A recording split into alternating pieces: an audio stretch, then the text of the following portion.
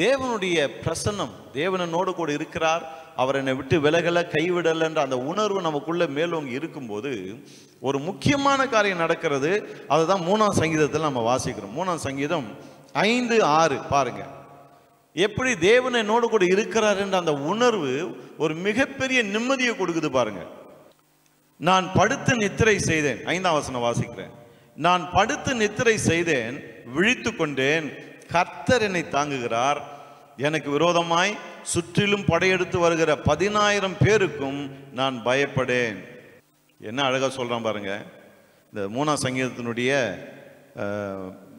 மேலே பார்த்தீங்கன்னு சொன்னா அங்க ஒரு காரியம் சொல்லப்பட்டிருக்கு. தாவீது தன் குமாரன் அப்சலோமுக்கு தப்பி ஓடி போகையில் பாடின சங்கீதம். தப்பி ஓடுறான். அந்த சம்பவம் உங்க எல்லாருக்கும் தெரியும் இல்லையா? அவனை கொல்ல சதி திட்டம் நடந்துனுக்குது எருசலேம்ல. இவன் தப்பி ஓடுகிறான். அப்படி ஓடுகிற சமயத்தில் அவனுடைய அறிக்கையை பாருங்க, அவன் பேச்சை கொஞ்சம் பாருங்க. நான் படுத்து நித்திரை செய்தேன், விழித்து கொண்டேன், கர்த்தர் என்னை தாங்குகிறார். கர்த்தர் என்னை தாங்குகிறார் அப்படின்னா என்ன அர்த்தம்? நான் உன்னை விட்டு விலகுவதில்லை, உன்னை கைவிடுவதில்லை என்று யோசுவாவுக்கு வாக்கு பண்ணின அந்த தேவன் தாவீதை விட்டு விலகாம கைவிடாம ஓடி போகிற அந்த சூழ்நிலையிலும் அவன் எப்படி ஓடி போனான்னு உங்களுக்கே தெரியும். அவன் செய்த பாவத்தினுடைய கான்சிக்வன்ஸ் இது. ஆகவே ஓடுகிறான் பாருங்க. அவன் பாவத்தை மன்னித்த கர்த்தர் பாவத்தின் விளைவினால் ஏற்பட்ட இந்த காரியத்திலிருந்து அவனை காப்பாற்றுகிறார் பாருங்க. கர்த்தர் மாத்திரம் அவனை தாங்கலன்னு சொன்னா, கர்த்தர் மாத்திரம் அவனோடு கூட இல்லைன்னு சொன்னா, அன்னைக்கு ராத்திரியே அவனை காலி பண்ணியிருப்பாங்க. அகீதோப்பேலுடைய ஆலோசனையின்படி கர்த்தர் அவனை தாங்குறாரு. எல்லா ஆலோசனைகளையும் அபத்தமாக்குகிறார். அவன் சொல்றான், நான் விழித்து பார்க்கிறேன், கர்த்தர் என்னை தாங்கி கொண்டிருக்கிறார். ஆகவேதான் அவன் சொல்றான், எத்தனை பேர் எனக்கு விரோதமா போர் வந்தாலும் நான் பயப்பட மாட்டேன். என் மகனே ராணுவ வீரர்களோடு கூட என்னை எதிர்த்து என்னை கொல்ல வந்தாலும் நான் பயப்பட மாட்டேன். ஏன்னா கர்த்தர் என்னை தாங்குகிறார். அருமையானவர்களே, இந்த உணர்வு தான் நமக்குள்ளே மேலோங்கி நிற்கணும். அதை தான் நான் சொல்லிட்டு இருக்கிறேன். தேவனுக்கு பிரியமில்லாதது செஞ்சான், அதனுடைய பின் விளைவு தான் இது. ஆனால் மனம் திரும்பி மறுபடியும் தேவனுக்கு பிரியமானது செய்ய ஆரம்பிச்சிட்டான். ஆகவே அவனுக்குள்ள அந்த உணர்வு மேலோங்கி நிற்குது. கர்த்தர் என்னை தாங்குகிறார், கர்த்தர் என்னை தாங்குகிறார், நான் யாருக்குமே பயப்பட மாட்டேன். இன்னைக்கு ஒருவேளை தாவீது போன்ற ஒரு சூழ்நிலையில் நீங்க இருக்கீங்களா? கர்த்தர் உங்களுக்கு தான் அந்த வார்த்தையை அனுப்பி கொண்டு இருக்கிறார். தைரியமா இருங்க. ஒருவேளை பாவம் செய்து அதனுடைய பின் விளைவினால பாதிக்கப்பட்டு எல்லாவற்றையும் இழந்து இப்படி தாவீதை போல ஓடிக்கொண்டு இருக்கிற ஒரு சூழ்நிலையில் நீங்க இருக்கலாம். பிரியமானவர்களே, நான் உங்களுக்கு சொல்றேன், கர்த்தர் உங்களை தாங்கி கொண்டு இருக்கிறார். அவர் உங்களை தாங்கி கொண்டு இருக்கிறனால தான் உங்களால் தூங்க முடியுது. அவர் உங்களை தாங்கி கொண்டதுனால தான் நீங்க உயிரோடு கூட இருக்கிறீங்க. அவர் உங்களை தாங்கி கொண்டு இருக்கிறனால தான் நீங்க நல்லா இருக்கீங்க. கர்த்தர் உங்களை தாங்கி கொண்டிருக்கிறார். இந்த உலகமே உங்களை கேவலமா பேசலாம், உலகமே உங்களை எதிர்த்து நிற்கலாம், ஆனால் கர்த்தர் உங்களோடு கூட இருக்கிறார். உங்களோடு கூட இருந்து உங்களை தாங்கி கொண்டிருக்கிறார். யார் உங்களுக்கு விரோதமாக வந்தாலும் சரி, எழும்பினாலும் சரி, ஒருவராலும் உங்களை வெல்ல முடியாது. ஏன்னா நீங்க கர்த்தருடைய பிள்ளை, நீங்க கர்த்தருடைய ஊழியர். கர்த்தர் உங்களை தாங்கி கொண்டிருக்கிறார். நீங்கள் தேவனால் அபிஷேகம் பண்ணப்பட்ட ஒரு மனுஷன். தேவன் உங்களை தாங்கி கொண்டிருக்கிறார். ஹல்லேலூயா. வரட்டுமே, உலகமே திரண்டு வந்தாலும் என்ன? தாவீதின் கதை எப்படி முடியுதுன்னு தெரியும் இல்லையா? அவனுக்கு எதிராக வந்து அவன் புள்ள பரிதாபமா செத்தான் பாருங்க. அந்த சேனை முறியடிக்கப்பட்டது. கர்த்தர் துணை நின்னார். புள்ள எழும்பினான்னா, அப்பா எழும்பினான்னா, யார் எழும்பினான்னா, கர்த்தர் உங்களோடு கூட இருக்கிறார். ஹல்லேலூயா. அதை விசுவாசிங்க அருமையானவர்களே. 4 பேர் சேர்ந்து வந்தோன்னா ஐயோ அப்படின்னு பயந்துட்டு அலறி அடிச்சுட்டு எங்க ஓடி போயிடாதீங்க. கர்த்தர் கூட இருக்கிறார் என்ற அந்த உணர்வு உங்களுக்குள்ள மேலோங்கி நிற்கட்டும். கர்த்தர் உங்களுக்கு உதவி செய்வார். அவரை நோக்கி பாருங்க. கர்த்தர் வாசல்களை திறப்பார். கர்த்தர் அனுகூலமான வாசல்களை திறப்பார். உதவி செய்யக்கூடிய மக்களை எழுப்புவார். சூழ்நிலைகள் மாறும்படி செய்வார். தாவீதுடைய சூழ்நிலை எப்படி மாறுச்சு இல்ல? கர்த்தர் என்னை தாங்குகிறாருன்னு சொன்னா கொஞ்ச நாள் எல்லாம் தலைகீழா மாறிடுச்சு. அவனை தாங்கி கொண்டு வந்து திரும்ப அரியணையிலே கர்த்தர் அவனை உட்கார வைத்தார். ஹல்லேலூயா. தாவீதுக்கு அப்படி செய்ய முடியும்னா ஏன் உங்களுக்கு செய்ய முடியாது? நிச்சயமாய் கர்த்தர் அப்படி செய்வார் பாருங்க. இந்த உணர்வு தான் நமக்குள்ள மேலோங்கி நிற்கணும். நடபடிகள் புஸ்தகம் 12ஆம் அதிகாரம் 6ஆம் வசனத்தை வாசிக்கிறேன். நடபடிகள் 12:6. ஏரோது அவனை வெளியே கொண்டு வரும்படி குறித்திருந்த நாளுக்கு முந்தின நாள் ராத்திரியிலே பேதுரு 2 சங்கிலியினாலே கட்டப்பட்டு 2 சேவகர் நடுவே நித்திரை பண்ணி கொண்டிருந்தான். காவல்காரரும் கதவுக்கு முன் இருந்து சிறைச்சாலையை காத்து கொண்டிருந்தார்கள். இந்த சம்பவம் உங்களுக்கு தெரியும் இல்லையா, என்ன ஆச்சுன்னு சொல்லிட்டு. மறுநாள் காலையில் பேதுரு வெளியே கூட்டின்னு வந்து தலையை வெட்டணும், அவ்வளோதான் வேலை. ஆனால் வேதம் சொல்லுகிறது முந்தின நாள் ராத்திரி அவன் நல்லா தூங்கிட்டு இருந்தான் அப்படின்னு. முந்தின நாள் ராத்திரி நல்லா தூங்குறான் பாருங்க. வழக்கமாக நாமளும் என்னன்னா ஜெபம் பண்ணுவோம், ஆண்டவரே இந்த மாதிரி சிக்கல் வந்து மாட்டிக்கிட்டேன், உங்களுடைய சித்தம் ஆக கடதுன்னுவோம், இல்லாட்டி ஆண்டவரே என்னை காப்பாற்றி விடுங்க அப்படின்னுவோம்.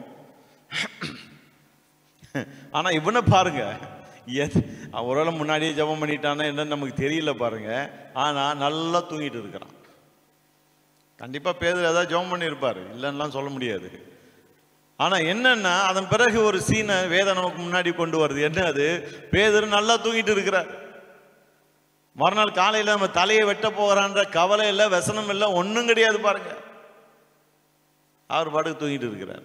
தேவ தூதன் வந்து தட்டி எழுப்பி வெளியே கூட்டின்னு போயிட்டு ரோட்டில் கொண்டு போய் விட்ட பிறகுதான் அவருக்கு ஒரு தெளிவே வருது பாருங்க. அவ்வளோ டீப் ஸ்லீப்பு.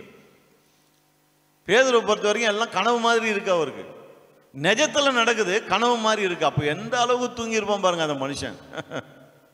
அருமையானவர்களே, இப்படிதான் நாம் இருக்க வேண்டும் என்று கர்த்தர் விரும்புகிறார். ஏன்னு சொன்னா அதுதான் கர்த்தர் நம்மை தாங்கி கொண்டிருக்கிறார் என்பதற்கான ஒரு பெரிய அடையாளம், அறிகுறி. இன்னைக்கு நிறைய கிறிஸ்தவங்களால ராத்திரி தூங்க முடியறதில்ல பாருங்க. ஏன்னா நிறைய கவலை, தங்களுடைய எதிர்காலத்தை குறித்த கவலை, பிஸ்னஸை குறித்த கவலை, பிள்ளைகளை குறித்த கவலை, நிறைய கவலை பாருங்க. அரிசி விலை ஏறிச்சேன்னு கவலை. கவலைக்கு மனுஷனுக்கு வந்து காரணமே தேவையில்லை பாருங்க. ஏராளமான காரணங்கள் ஜனங்களுக்குள்ள இருக்கு. கவலை கவலை கவலை. அந்த கவலை என்ன பண்ணுகிறது? தூங்க விட மாட்டேங்குது, தூங்க விட மாட்டேங்குது. ஆகவே தான் பாருங்க, தேவன் என்னோடு கூட இருக்கிறார் என்ற அந்த உணர்வு நமக்குள்ள அதிகமாக வேணும். அந்த உணர்வு அதிகமாக வேணும்னா தேவனுக்கு பிரியமா நம்ம வாழ்ந்தே ஆகணும் பாருங்க. தேவனுக்கு பிரியமானதை நம்ம செஞ்சே ஆகணும். வேற ஒரு வாழ்க்கையை வாழ்ந்து கொண்டு தேவன் கூட இருக்கிறார் என்ற உணர்வு நமக்குள்ள மேலோங்கி இருக்காது. அந்த உணர்வு மேலோங்கி இல்லாத பட்சத்தில் நிம்மதியாக இருக்க முடியாது பாருங்க. பயமும் திகிலும் தான் நம்மை சூழ்ந்து கொள்ளும். தாவீது சொல்றான், படுத்த நித்திரை செய்தேன், விழித்து கொண்டேன், கர்த்தர் என்னை தாங்குறார். அசால்ட்டா சொல்லிட்டு போறான். இங்க பேதுரு அதுக்கும் மேல நல்லா, இவர் எங்க விழித்து கொண்டாரு? விழிக்கவே இல்லை பாருங்க. அவ்வளோ டீப் ஸ்லீப்பு. தூதன் வந்து தட்டி எழுப்பி வெளியே கொண்டு போய் விட்ட பிறகுதான் ஓஹோ இது நிஜமா நடந்துருக்குதா அப்படின்னு ஒரு தெளிவே வருது. அது காரணம் என்ன? என் வாழ்க்கை கர்த்தர்கிட்ட இருக்கு, அவருக்கு பிரியமானதை நான் செய்கிறேன், நான் இயேசுக்குள்ள இருக்கிறேன், இயேசு எனக்குள்ள இருக்கிறார். இதுதானே இயேசு கடைசி வரைக்கும் அவங்களுக்கு போதிச்சுட்டு போனாரு. அந்த உணர்வு மேலோங்கி நிற்குது பாருங்க. அந்த உணர்வு இருக்கிறதுனால தான் அடுத்த நாள் தலையை வெட்ட போறாங்கன்ற கவலை கொஞ்சம் கூட இல்லாம நல்லா டீப் ஸ்லீப்புக்கு போயிட்டாரு. அருமையானவர்களே, ஆண்டவருடைய பிரசன்னத்தின் அந்த நிஜத்தை, அந்த பிரசன்ஸ் வந்து ரியல். கர்த்தர் என்னோடு கூட இருக்கிறார், எனக்குள்ளாக இருக்கிறார் என்பதை ஆழமாய் நாம் உணரும் போது வேறு எதுவுமே நம்மளை கலக்கப்படுத்த முடியாது பாருங்க. படுத்தா நிம்மதியா தூங்குவோம். எத்தனை பேர் ஆமேன்னு சொல்றீங்க? ஒருவேளை நிம்மதி இல்லாமல் இருக்கீங்களா? தூக்கம் இல்லாமல் இருக்கீங்களா? ராத்திரி முழுக்க புரண்டு புரண்டு படுக்கிற தூக்கமே வரமாட்டேங்குதுன்றீங்களா? இந்த டேப்லெட் அந்த டேப்லெட் சாப்பிட்டு நம்ம உடம்புக்கு எடுத்துக்கிறது பதிலாக ஆண்டவரோடு கூட நம்முடைய உறவு எப்படி இருக்கிறது என்பதை பார்த்து கொள்வோம். படுக்க போகிற நேரம் தவிர மற்ற நேரமெல்லாம் ஆண்டவருக்கு பிரியமானதை செய்கிறோமா? அவருக்கு பிரியமானதை பேசுகிறோமா? அவருடைய சித்தம் என்ன என்பதை அறிந்து அந்த சித்தத்தை செய்ய நாடுகிறோமா? அல்லது நாள் முழுக்க பொறாமை, கோபம், எரிச்சல், வன்மமா பேசுறது, அடுத்தவனை கெடுக்கிறது, அடுத்தவனை பற்றி அவதூறா பேசுகிறது, புறங்கூறுகிறது, இப்படிப்பட்ட காரியங்களை செய்து கொண்டிருந்தோம்னா ரொம்ப சிம்பிளா சொல்ல, கர்த்தருக்கு பிரியமில்லாத சித்தமில்லாத காரியங்களை நாள் முழுக்க செஞ்சுட்டு ராத்திரி தூங்க போனா அப்புறம் டேப்லெட் போட்டு தான் தூங்கணும். நிம்மதியாக தூக்கம் வராது. ஆனால் கர்த்தருக்கு பிரியமானது செய்ய பாருங்க. நான் சொல்றேன், இதை வந்து ஒரு ஏட்டு சுரக்க மாதிரி நீங்க நினைச்சுக்காதீங்க. இவருக்கு என்னங்க தெரியும்? ஒரு அம்மா அப்படிதான் சொன்னாங்க பாருங்க. கவலைப்படாதிருங்கள் அப்படின்னு பிரசங்கியார் பிரசங்கம் பண்ணிட்டு இருக்காரு. அதை கேட்டுட்டு வந்து இந்த மாதிரி சொல்றாங்க, அவருக்கு என்ன தெரியும், அவர் பிரசங்கியார் மேடையில் நின்று எதையோ பேசிட்டு போறாரு, என் பிரச்சனை எனக்கு தானே தெரியும், என் கவலை எனக்கு அப்படின்றாங்க. அப்போ நிறைய விசுவாசிகளுக்கு என்னன்னா, பிரசங்கியார் மேடையில் நின்று பேசுறதெல்லாம் ஏதோ சும்மா அவர் மேடையில் நிற்கிறாரு, அதுக்கேற்ற மாதிரி எதையோ பேசிட்டு போறாருன்னு அப்படின்னு நினைக்கிறாங்க. இல்லை அருமையானவர்களே, இங்கே நின்று பேசுகிறோன்னு சொன்னால் கர்த்தருடைய வார்த்தையை கர்த்தருடைய ஆலோசனைகளோடு கூட பேசி கொண்டு இருக்கிறேன். இது ஏற்று சுரக்க மாதிரி கிடையாது, கறிக்கு உதவாததல்ல, உங்களுடைய வாழ்க்கைக்கு உதவாது கிடையாது. இதெல்லாம் வாழ்க்கையில் அனுபவித்து பேசிகிட்டு இருக்கேன். முயற்சி பண்ணி நீங்களும் பாருங்கள், முயற்சி பண்ணி பாருங்களேன். அதில் என்ன இருக்குது, காசா பணமா? நாளெல்லாம் கர்த்தருக்கு பிரியமானதை செய்ய பாருங்க, நாளெல்லாம் கர்த்தருக்கு சித்தமானதை செய்ய பாருங்க, கர்த்தருக்கு சித்தமானதை பேச பாருங்க, கர்த்தருக்கு சித்தமானதை முயற்சி பண்ணி பாருங்க. ராத்திரி எப்படி தூங்குறீங்கன்னு பாருங்க. ஏன்னா இதை செய்யும்போது தேவன் இருக்கிறார் என்ற உணர்வு மேலோங்கி நிற்கும். அந்த உணர்வு மேலோங்க மேலோங்க மேலோங்க பேதுரு மாதிரி ஜெயிலில் போட்டாலும் நல்லா தூங்க முடியும். ஆமென். அதை ட்ரை பண்ணி பாருங்க. கர்த்தர் உங்களுக்கு நல்ல நித்திரையை கொடுப்பார். தாவீதுக்கு நித்திரையை கொடுத்தவர், பேதுருக்கு நித்திரையை கொடுத்தவர், உங்களுக்கும் நல்ல நித்திரையை கொடுப்பார். இது வெறும் தூக்கத்தை பற்றியது மட்டும் இல்லை பாருங்க, இதுதான் நம்முடைய பலனே. தேவனுக்கு பிரியமானதை செய்யும் போது கர்த்தர் கூட இருக்கிறார் என்ற அந்த உணர்வு மேலோங்கி நிற்கும் போது அது தாங்க நம்முடைய உண்மையான பலன். தாவீது சொல்றான், என்னை சுற்றி எத்தனை பேர் வந்தா என்ன, நான் பயப்பட மாட்டேன், கர்த்தர் கூட இருக்கிறார், என்னை தாங்குகிறார். ஹல்லேலூயா. இந்த வார்த்தைகளை திரும்ப எடுத்து பாருங்க, இந்த செய்தியை திரும்ப எடுத்து கேளுங்க, அந்த வசனங்களை திரும்ப எடுத்து வாசிச்சு பாருங்க. ஓ, கர்த்தர் இப்படியெல்லாம் வாக்கு பண்ணியிருக்கிறார், அப்போ நான் என்ன பண்ணணும், அவருக்கு பிரியமானதை செய்ய நான் முயற்சி செய்யணும். அவ்வளோதான். நான் பெருசாக ஒன்றுமே செய்ய வேண்டிய அவசியமே கிடையாது. கர்த்தருக்கு பிரியமானது என்ன, நான் எப்படியெல்லாம் கர்த்தருக்கு பிரியமாக இருக்க முடியும் பாருங்க. இந்த உலகத்தில் பெற்றோர் பிள்ளைங்க தங்களுக்கு ப்ளீஸிங்காக இருக்கணும்னு விரும்புகிறாங்க இல்லையா? உங்கள் பிள்ளைங்கள்லாம் உங்களுக்கு என்ன பிரியுமோ அதை செய்யணும்னு நீங்கள் நினைக்கிறீங்க.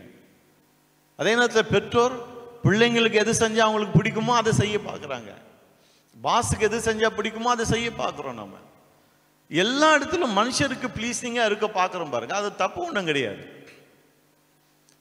அப்பா அம்மாவுக்கு ப்ளீஸிங்காக, பிள்ளைகளுக்கு ப்ளீஸிங்காக, வரம்பு மீறி போகக்கூடாதே தவிர மற்றபடி ப்ளீஸிங்காக இருக்கலாம், ஒன்றும் தப்பு கிடையாது. இல்லை, ஆங்கிலத்தில் சொல்லுங்களேன் ப்ளீஸிங் மேனர்ஸ் அப்படின்னாங்க. நம்ம நடந்து கொள்கிற விதமே மற்றவங்களுக்கு ப்ளீஸிங்காக இருக்குது, பிரியமாக இருக்குது, அப்படியெல்லாம் இருக்குது, ஒன்றும் தப்பு கிடையாது பாருங்க. ஆனால் எல்லாவற்றுக்கும் மேலாக தேவனுக்கு நாம் ப்ளீஸிங்காக இருக்கிறோன்னா அதை தான் நம்ம அதிகமாக கவனிக்கணும். ஏன்னா அதுதான் நமக்கு நல்வாழ்வை கொடுக்கும், அதுதான் தைரியத்தை கொடுக்கும், அதுதான் ராத்திரியில் நம்ம நல்லா தூங்க வைக்கும். நாலு முழுக்க மனுஷரை ப்ளீஸ் பண்ணிட்டு ராத்திரி நீங்கள் அங்கலாச்சிட்டு இருக்கக்கூடாது, தூக்கம் வரல தூக்கம் வரல அப்படின்னு. அதை தான் பேசிக்கிட்டு இருக்கேன். மற்றவங்களுக்கு ப்ளீஸிங்காக இருக்கிற காரியத்தை செய்யுங்க வேணாம்ல, ஆனால் எல்லாத்துக்கும் மேலே இது கர்த்தருக்கு ப்ளீஸிங்கான்னு பார்த்து செய்யுங்க. வாழ்க்கை ரொம்ப நல்லா அமையும், நல்லா தூங்குவீங்க, தைரியமாக இருப்பீங்க, எதை கண்டும் அஞ்ச மாட்டீர்கள். கண்களை மூடி நம்ம ஜெபிப்போமா?